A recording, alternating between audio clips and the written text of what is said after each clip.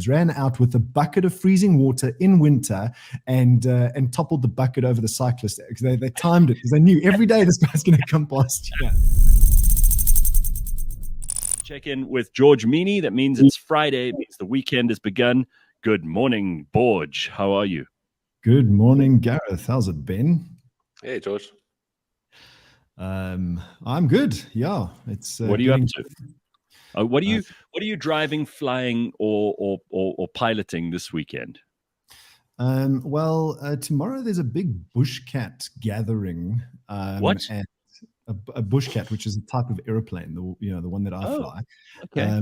It's a South African built two-seater, and they're all flying to Middelburg Airfield, and everybody that owns a Bushcat is flying in there. So they organize these things from time to time. Yeah. Okay. So yeah, go fly there, land, have a bit of breakfast. It's almost like a motorcycle breakfast run type vibe. Very nice, George. Yeah, very, very nice. I just want to put a picture up on the screen of this Bushcat so people can see what we're talking about, because we did have your plane on the show not so long ago. You were in the hangar and you had it actually sitting behind you while you were talking to us. But I thought maybe people who didn't see that might want to know what it looks like. This one is painted in zebra stripes, black and white. There it is. So that's the little plane you're talking about. Yeah, that's exactly it. Although mine's not a tail dragger, it's got a nose wheel, so it's a slight difference, but same airplane. That one's quite popular actually. That one, there's one like it in South Africa as well.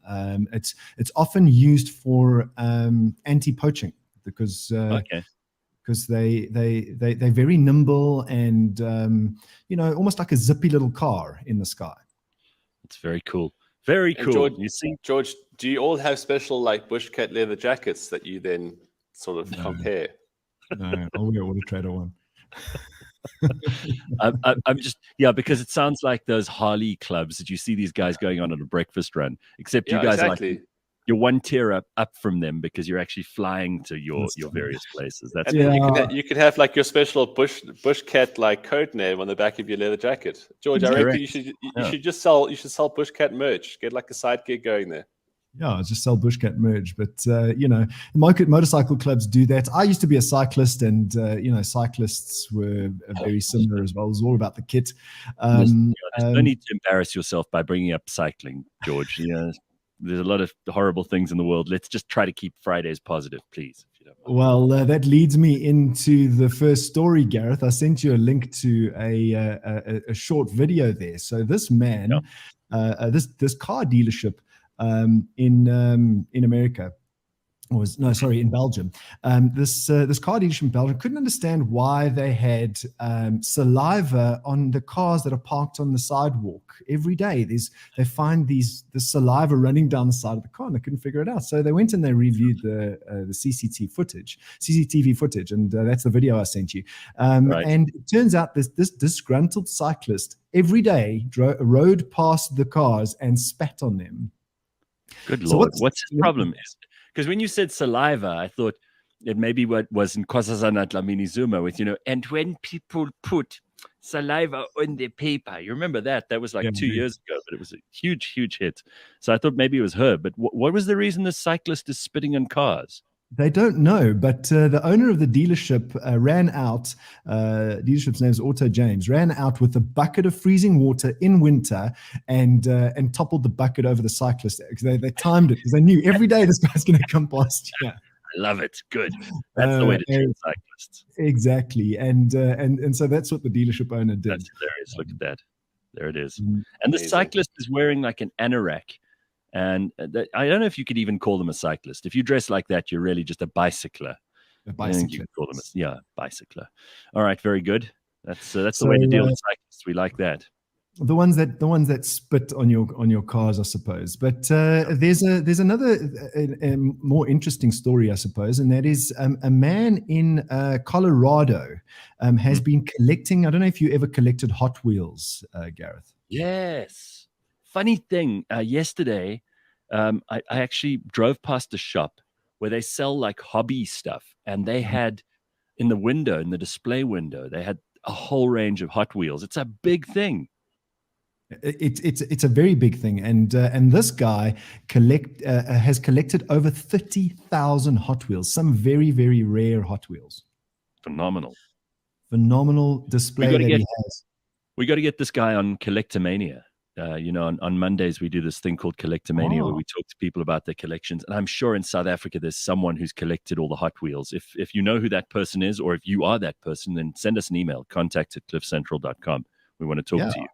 Well, this guy's name is Kevin Feely from Firestone, Colorado. Isn't he Britney Spears' ex? Isn't that his name? Close. Oh, Kevin Free. I don't know. Kevin Federline's the guy. Oh, that's right. Okay, yeah. Sorry. Yeah, right. I'll send you the link if you want to get in touch with him. Right. Cool. But 30,000 Hot Wheels this guy's collected, and then this guy from again, nobody really knows, but everybody thinks it's Florida. Decided that in a flood situation, to drive his Corvette, he's got a C8 Corvette, and wade through the water. Now, if you have a look at the image of him wading through the water, let me just get it up here. If you look at the image of him wading through the water, you will see that he. There it is. All right, let me put that up on the screen. Go ahead. You will see that he's almost under the water, and the car kept going, but nobody knows who this guy is, and this image appeared. I mean, the car can't run for too long that deep in the water. It's just impossible. What is? I mean, you see a lot of these Land Cruisers and Land Rovers that have like an elephant's trunk next to the driver's side. And that's supposed to help the car through swampy water to keep the engine aerated, I suppose, and to keep water out of the important parts. So it would almost isolate those parts of the engine that cannot get wet from the rest of it. What is the general expectation for something like that to be able to last in water that deep, like we've just seen in that picture? Well, so what happens when you enter you don't necessarily need the snorkel, as they put it, because the air intake is the thing that sucks the water in, because it's sucking air in. So you don't need the snorkel, provided you are wading. You're pushing the water away from the car, and then it creates this little vortex and vacuum inside the engine bay. But at some point, if the water gets deep enough, it will get into the engine bay, and most air intakes are at the top of the engine, at the top of the bonnet. So you're not, the water has to really rise into the bonnet of the car in order for the air intake to get in. And then there's electronics and all that stuff that could be damaged as well. And so I reckon it's a matter of time. A lot of these cars are not built to be submarines, so the water is going to leak in through the dashboard or whatever else it is, even if it's a really well-made car, because they're not meant to be underwater. No, they're not, exactly. Right. So I would imagine, I mean, this was a random picture that nobody knows exactly where it is. I think it's Florida. And I would imagine that Corvette didn't wade for too long through that water. No, I like that. That's interesting, though, that if you lose momentum or you stop, then obviously the air intake is completely screwed. But if you keep moving, usually, if you're moving at the right speed and you're creating that pressure outwards, then you're usually okay. I didn't realize any of that. Cool. So you just got to keep moving through the water, but don't go there in the first place. Have you ever waded, Ben, with a 4x4? No, I don't really want to either. People always go, you got to do these things. It's like, yeah, I guess, but then it just seems like a lot of work. But I just think that that's one of the most Florida pictures ever, because that guy was like, screw it, I'm going to do it. He's probably got a gator in his back seat as well. Yeah. Oh, yeah. Probably in the front seat. Jacket from Gator Skin. He's definitely got a leather jacket with something on the back of it. All right.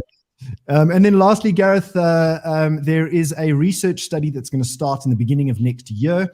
A crowd called Go Metro is going to bring in a electric Toyota Quantum, the taxi. Yes. Bring an electric Toyota Quantum to Cape Town, and they're going to set up a charge station, and they're going to see whether taxi can be operated with an electric vehicle.